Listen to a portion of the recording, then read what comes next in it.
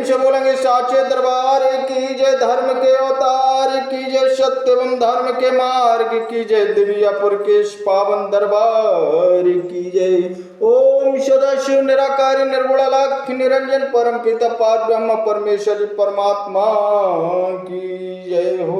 हे संपूर्ण जीवात्माओं, इस धरा पर सबसे महान देश हमारा देश भारतवर्ष है, क्योंकि जितने भी देवी देवताओं या सिद्ध गुरुओं ने जन्म लिया, यहाँ की संस्कृत ने जन्म लिया, तो वो सदैव भारत देश में ही जन्मे हैं। यहाँ इस भारत देश भूमि की चर्चा संपूर्ण विश्व के साथ साथ संपूर्ण 21 लोकों अकल ब्रह्मांडों भवनों में भी है। हे प्रिय पुण्यात्माओं, ये आज दिन तक आपको किसी भी जीवात्मा या किसी भी साधु संत ने इस धरा पर नहीं बताया होगा।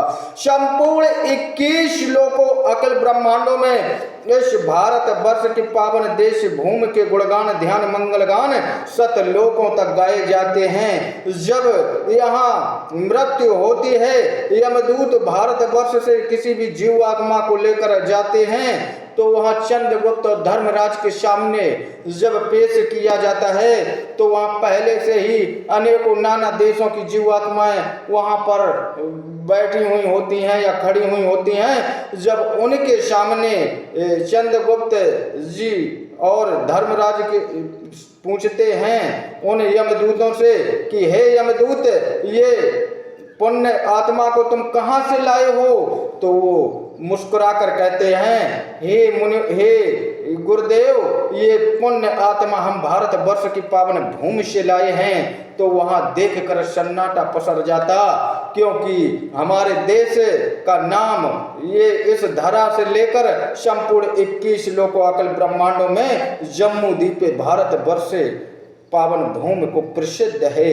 संपूर्ण 21 लोकों अकल ब्रह्मांडों में जिस भारत देश भूमि के नाम की चर्चा होती है, यहाँ के जीव आत्मा की चर्चा होती है, तो फिर हे प्रिय पुण्यात्माओं, आप तो इस धरा पर स्वयं अभी जीवित हो, आपके अंदर वो ऊर्जा है, आपके अंदर सब लायक धारण करने का ज्ञान है, आपके तन मन हृदय मन वचन वाणी में परमात्मा का सुमरन जाप करने का सुनहरा अवसर है।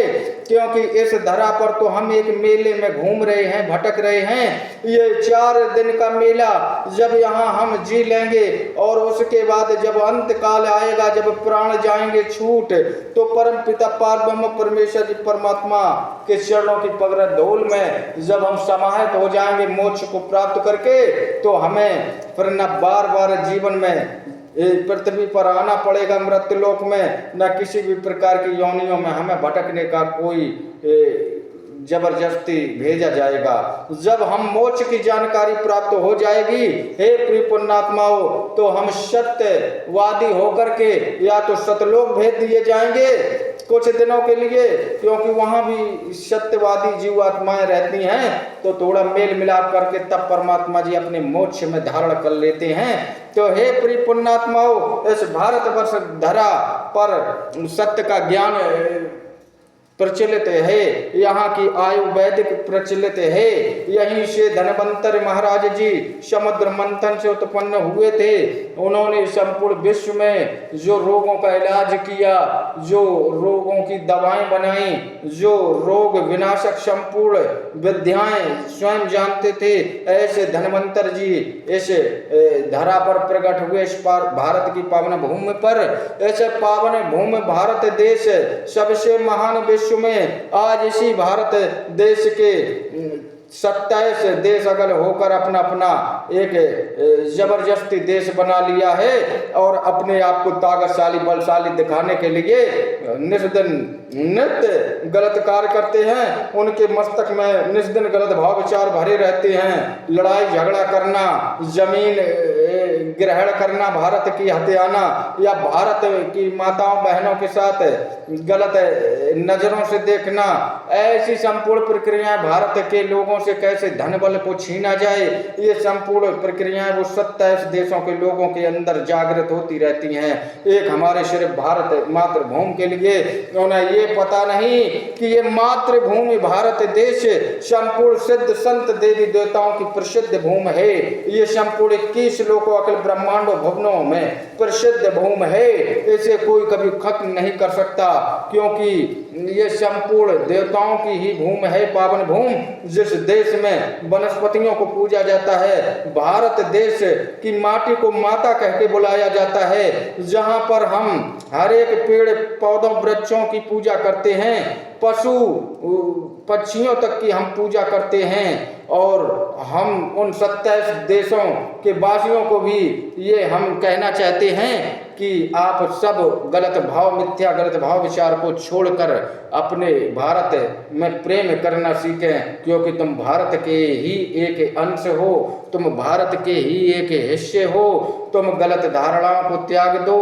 जब वहाँ सत्य एवं धर्म का प्रचार प्रसार एवं सतमार्ग दिखलाएंगे संपूर्ण जीवात्माएं भारतवर्ष को अपना गुरु मानने को तैयार हो जाएंगी, क्योंकि भारतवर्ष भूमि देश किसी एक जीवात्मा की भूमि नहीं है भक्तों, ये संपूर्ण जीवात्माओं की पावन धरा है। यहाँ पर अवतार होते रहते हैं, यहाँ की वाणी सत्य वाणी बोली जाती है, यहाँ की वाणी से ही परमात्मा चलो तुमको स्वर्ग लोग देते हैं, ऐसा कह देते हैं, क्योंकि यहाँ की प्रार्थना को सबसे पहले स्वीकार किया जाता है। जब हम अंतरात्मा से ध्यान मन होते हैं, ओम सदाशिव निराकारी निर्गुण अलग निरंजन परम पिता पार ब्रह्मा परमेश्वर जी परमात्मा जी, आप तो संपूर्ण जीवात्माओं के पिता हैं, आपको संपूर्ण जगत संपूर्ण दुनिया दिखलाती, मुझ मूर्ख को पैरों तले का नहीं दिखलाता। मुझ मूर्ख पापी कपटी अज्ञानी द्वारा की हुई नाना प्रकार की अनेकों गलती भूलों को स्वयं क्षमा करें एवं